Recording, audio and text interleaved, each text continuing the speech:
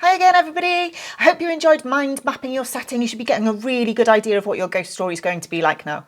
The next thing that we're going to do is we're going to create our ghost. Now, we don't want a flat one-dimensional ghost. We want a real ghost with a real past. So what we're going to do is we're going to create a life for our ghost. Have a look at the character sheet. You might want to put down things like, you might want to think of a name. Don't forget, if your ghost is from Victorian times, for instance, you might want to choose a Victorian name, so you could possibly search for those on the internet.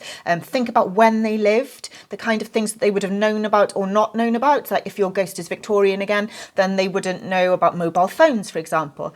Think, are they a friendly or are they a scary ghost? That will make a big difference to your story. And then there's lots of different details you can put down: their best memory, their worst memory. Really fill out a picture of what this ghost is like so that you know this ghost really, really well. Think about, what does your ghost want? A ghost is usually here because they have unfinished business of some kind. Good luck with creating your ghost, and I'll see you for the next exercise. Happy writing!